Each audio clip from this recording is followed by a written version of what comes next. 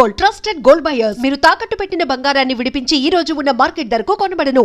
Because team ఎంత యూత్ఫుల్గా ఎంత ఎంతూజియాస్టిక్గా ఉంది కదా, సో ఎక్కడ చూసినా ఒక జోక్ పడుతుంది.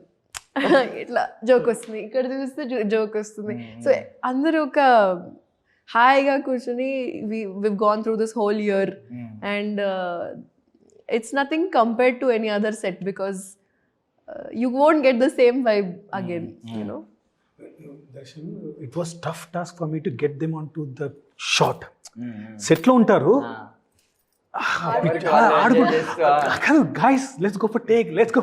లేదు, వంశీ ఒకటి, ఫరియా ఒకటి, జీవన్ ఒకటి, కసిరెడ్డి గారు ఒకటి.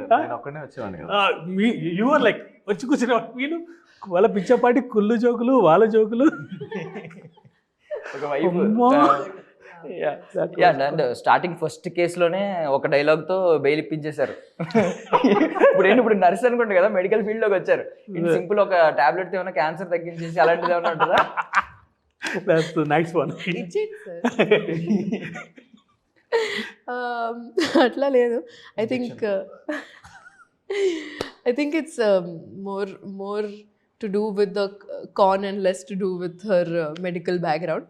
కానీ పాప మేము చదువుకొని ట్రై చేసి మీరు ఎలా మాట్లాడారో తెలుసా, మెడికల్ ఫీల్డ్ అంత దీనిలో చదవలేదు, అంత యూజ్ అవ్వలేదు నాలెడ్జ్ అన్నారు. అందులో ఏదో పెద్ద యూజ్ అయిపోయినట్టు అక్కడ మీరు అదే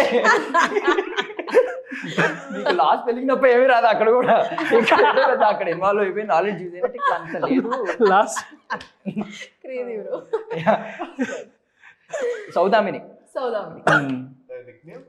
Saudi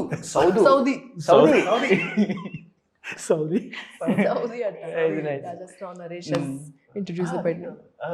నిక్నేమ్ అదే కదా మూవీలో. అంటారు కదా, రెండు అంటారు సౌదు, చెప్పు సౌదు. ప్రేమ ముద్దుగా నేను గుర్తు కూడా లేదు ఎక్కడ. ఆయన మేబీ ఆయన ఆ టైంలో ఇన్వాల్వ్ అయిపోయి క్యారెక్టర్ లో అది ఉంది డైలాగ్ లో. ఓకే స్క్రిప్ట్ లో ఉన్న డైలాగ్. ఓకే నేను కూడా గుర్రి అట్లా గుర్రం ఆయన పాప ఆయన క్యారెక్టర్ అనుకుని రాశారు. మీరు గుర్రి అంటే ఆయన ఫీల్ అవుతారు ఫస్ట్. చూడండి అక్కడ హే అన్నారు వెంటనే. You call him గుర్రం. You don't even call his full name. ఏ గుర్రం, Papireddy sometimes, yeah, few times. Papireddy yeah. మొత్తం ఫిల్మ్ అదే చెప్పు సార్. ఇప్పుడు సినిమా అంటేనే ఇప్పుడు ఎంత ఆర్ట్ ఫామ్ అయినా కూడా ప్రొడ్యూసర్ డబ్బులు పెట్టేదంటే కొంచెం కమర్షియల్ ఫామ్ కూడా ఆలోచించాలి. కమర్షియల్ డబ్బులు అయితే వస్తాయి, అది పక్కన పెడితే ఇందులో కూడా ఒక కమర్షియల్ యాంగిల్ ఉంది. శవాలని బిజినెస్, ఇదేం బిజినెస్ అయ్యా బాబు అని మీరు ఎక్కడ అనుకోలేదు. అంటే మీరు లిటరలీ డబ్బులు దీనికి పెడుతున్నారు, ఇలాంటి హైస్ట్కి పెడుతున్నారు మీరు. ఇలాంటి ఆలోచన ఎప్పుడైనా వచ్చిందా సార్? మేము కథ మీద ట్రావెల్ అయ్యేటప్పుడు we felt really excited. So నాతో పాటు ఇంకా వేరే ఇద్దరు ప్రొడ్యూసర్స్ ఉన్నారనమాట. They couldn't able to come today. So అందరం ఇట్లా ప్లాన్ చేసి విన్నప్పుడు మాకు ఎక్సైట్ అనిపించి no let's we have to go for it. కొత్త మన తెలుగులో రీసెంట్లీ ఈ ఇట్లాంటి శవాల మీద కానీ దీని మీద కానీ మీరు చూసుంటారు. బట్ యా మేమందరం ఒక కలెక్టివ్ డెసిషన్ తీసుకొని లెట్స్ గో హెడ్ అని చెప్పి అట్లా మేము బ్యాంక్ రోల్ చేస్తాం అనమాట. ఇప్పుడు అది రియల్ సెట్స్ అండి ఏమన్నా? ఒకవేళ శ్మశానం దగ్గరలో ఇంకొక 2-3 యాడ్ చేసి సమాధులు అలాగే ఏమన్నా తీసారా? లేదు, అంత సెట్టే. మొత్తం ప్రసాద్ ల్యాబ్స్ వెనకాల శ్మశాన సెట్ అండి. ప్రసాద్ ల్యాబ్ వెనకాల ఉంది కదా గ్రీన్ స్పేస్, అది మొత్తం సీనర్ కాలనీ శ్మశాన వాటికలా వేసాం దాన్ని. 1 వీక్ అక్కడ షూట్ చేసాం. ప్రసాద్ ల్యాబ్కి వచ్చేవాళ్ళు ఇక్కడ ఎప్పుడు కన్వర్ట్ అయిందని there was lot of thing going at the time. అందరూ చాలా మంది అసలు నమ్మలేదన్నమాట. ఒరిజినల్ శ్మశానం అనుకున్నారు, ఒరిజినల్ శ్మశానం అని అనుకున్నారు అనమాట. ఆ పక్క బిల్డింగ్ వాళ్ళు అందరూ వచ్చి ఇది ఎప్పుడైంది చెప్పి చాలా పరిశాన్ అయిపోయారు అనమాట. చాలా మంది ఆ ఏరియా మొత్తం షాక్ అయ్యారు అనమాట. ఇది సెట్రా బాబు, ఒక 7 days ఉంటే వెళ్ళిపోతామంటే అవునా ఓకే అని చెప్పి. Nice. And recently iBomma Ravi గురించి ఎలాగో చూశారు. సో అది అరెస్ట్ అయ్యారు, చాలామంది హ్యాపీగా ఉన్నారు. సో ప్రతి ఒక్కరు ఏంటంటే క్వశ్చన్ మార్క్ ఏంటంటే, చాలామంది కామన్ ఆడియన్స్ ఏంటంటే ఏదో రాబిన్ హుడ్లా ట్రీట్ చేసి ఏదో అరెస్ట్ చేశారు, శివాజీ సినిమాలో రజనీకాంత్ గారిని అరెస్ట్ చేసినట్టు ఫీల్ అయ్యారు. సో వాళ్ళ క్వశ్చన్ మార్క్ ఏంటి, నెక్స్ట్ మీరు మంచి సినిమాలు తీయండి, మేము థియేటర్కి డబ్బులు ఖర్చు పెట్టుకుని వచ్చేలా తీయండి, ఇలాంటి క్వశ్చన్ మార్క్ వాళ్ళు రైజ్ చేస్తున్నారు. ఇంకోటి ఏంటంటే టికెట్స్ రేట్స్ మనకైతే ఆ ఇష్యూ లేదు మన సినిమాకి వచ్చేసరికి. బట్ ఈ క్వశ్చన్ మార్క్ ఉంది కాబట్టి మీరు ఏం చెప్తున్నారు, ఏం ప్రామిస్ చేయగలుగుతున్నారు? ఇది ప్యూర్లీ కంటెంట్ బేస్డ్ మూవీ అండి. పేరుకు గుర్రం పాపిరెడ్డి అయినా క్యారెక్టర్ పేరు, బట్ ప్రతి క్యారెక్టర్ ఇంపార్టెన్స్ ఉంటుంది. కథను నమ్మి వెళ్ళాను తప్ప కథను నమ్మే కాస్టింగ్ చేశాను అండి. So content wise you will get that freshness, new feeling వస్తుందండి. That much I can promise. So ticket wise I think we're on very going to go with reasonable రేట్స్తో వెళ్తున్నాము. సో మీరిద్దరు మత్తువదర 1, 2 పక్కపక్కనే ఉన్నారు. బట్ థింగ్ ఏంటంటే I mean మీ career చూసుకుంటే మీకు సోలో లీడ్ ఎప్పుడైనా ఉన్నప్పుడు మీ మీద సినిమా డిపెండ్ అవుతుంది, రిజల్ట్ కూడా మీకు అనుకూలంగా వస్తుంది. ఇవన్నీ పాజిటివ్గా లెక్కేసుకోండి, కావాలంటే చూసుకోండి. లైక్ జాతిరత్నాలు కానీ లేదా మత్తువదల 2 కానీ మీ మీద సినిమా డిపెండ్ అవుతుంది, మీకు రిజల్ట్ కూడా అనుకూలంగా వస్తుంది, ఎక్కడ లేని ఎలివేషన్ వస్తుంది కంపేర్ టు కమర్షియల్ సినిమాస్. పెద్ద పెద్ద కమర్షియల్ సినిమాల్లో మీరు ఒక పార్ట్ అయినా అది కావాలని చేశాను.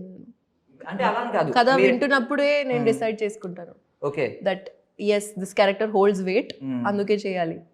ఒకవేళ ఇలాంటివి కనుక మీరు అనలైజ్ చేసుకుంటే, లేదు సోలో లీడ్కి వెళ్దాం, ఎందుకు వచ్చింది పెద్ద పెద్ద కమర్షియల్ సినిమాలైనా నాకు ఇందులో వచ్చే వెయిటేజ్ దానిలో రావట్లేదు, ఇందులో వచ్చే పేరు కూడా దానిలో అంత రావట్లేదు అనేది ఏమన్నా ఆలోచన వచ్చిందండి? Like female led films, female lead అనే కాదు, ఇప్పుడు solo lead basically because depend అవుతుంది చాలా. ఒక కథ మీరు ఒక పిల్లర్గా నిలుస్తున్నారు, బట్ కొన్ని కమర్షియల్ సినిమాలు అయితే వన్ ఆఫ్ ద లీడ్స్ లాగా అవుతుంది అంతే, one of the characters.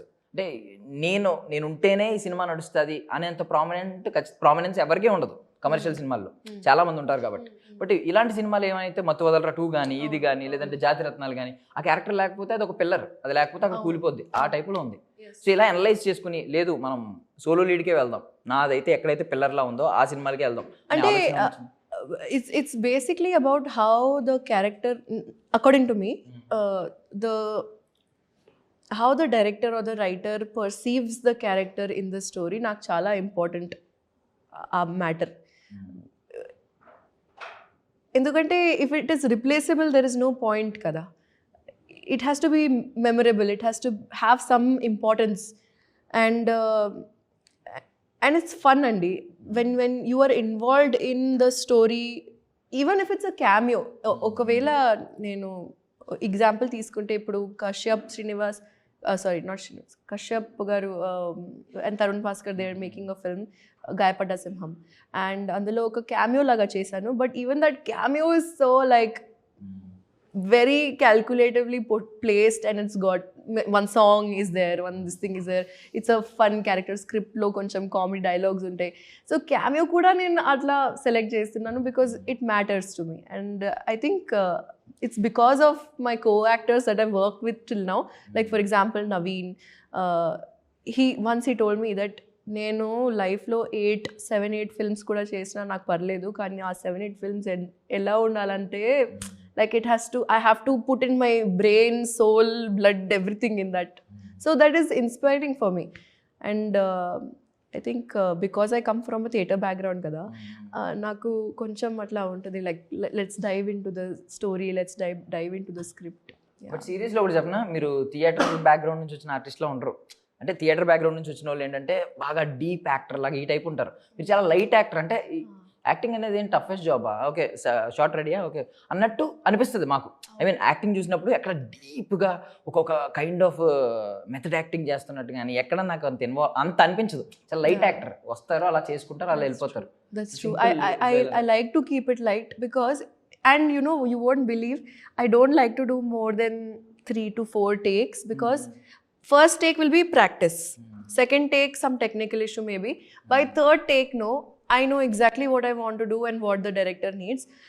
I want to finish it there because if it extends, inka koncham extend aithe I'll feel like it's now overly thought of. Movement is koncham, you know, I don't know, I just want to, like, it should look like that, like exactly how you said.